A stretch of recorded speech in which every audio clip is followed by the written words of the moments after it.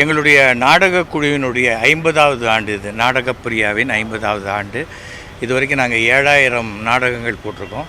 November மாதம் 30ஆம் தேதி இந்த நாடகக் குழுவை ஆரம்பித்து நடத்தி என் தந்தை எஸ்வி வெங்கட்ராமன் அவர்களுடைய 100வது பர்த்டே.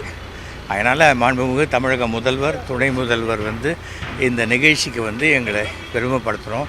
அந்த கலைஞர்களுக்கெல்லாம் விருது வழங்கி பாராட்டணும் அப்படின்னு கேட்குறதுக்காக வந்தேன். நீண்ட நாளாச்சு சந்திக்கக்கூடிய வாய்ப்பு கிடச்சிது. பேசிட்டு நான் என்றைக்குமே வாழ்க்கையில் நட்புக்கு முக்கியத்துவம் கொடுக்குறேன். அரசியலை விட அந்த நட்பு தொடர்ந்து கொண்டிருப்பது ரொம்ப சந்தோஷம் அப்படிங்கிறத சொல்லி பேசிட்டு வந்தேன். ஓகே.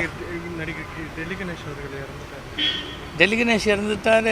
அவர் ஆத்மா சாந்தி அடையணும்னு ஆண்டவனை பிரார்த்திக்கிறேன்னு சொல்லியிருக்கேன். அந்த குடும்பத்துக்கு உண்டான மனோதைரியத்தையும் கடவுள் கொடுக்கணும். நல்ல நடிகர். எல்லாருக்கும் பிறந்தால் ஒரு நாள் இறந்து தானே ஆகணும். இறக்கும்போது எத்தனை வயசானாலும் ஏன் இன்னொரு 10 வயசு இருந்துட்டு போனால் என்னன்னு தான் தோணும். அதை விட அவர் ஒரு திரைப்படத்துறையில் ஒரு குணச்சித்திர நடிகராக ஆரம்பத்திலேருந்தே மிகப்பெரிய வெற்றிகரமாக வந்தவர். இந்த நடிகர் அந்த நடிகர் இல்லாமல் எல்லாரோடையும் நடித்தாலும் தனித்திறமை வெளியில் தெரியாத மாதிரி நடித்த ஒரு நடிகர்.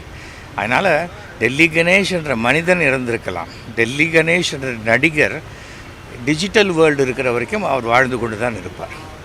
இந்த பக்கம் பார்த்தா கமலோடு நடிச்சிட்ருப்பார், இன்னொரு பக்கம் ரஜினியோடு நடிச்சிட்ருப்பார், இன்னொரு பக்கம் எஸ் வி சேகர் நடிச்சிட்ருப்பார். அது மாதிரி நடிச்சு கொண்டு அவர் வாழ்ந்து கொண்டு தான். இன்றைக்கி கூட எங்கள் அப்பா உயிரோடு இல்லை. ஆனால் ரோஜா படத்தில் அவர் வெள்ளப்பணியாரம் கேட்டு நடிக்க காட்சி டிவியில் வரும்போது அப்பா அப்படின்னு நமக்கு தோணுது இல்லையா?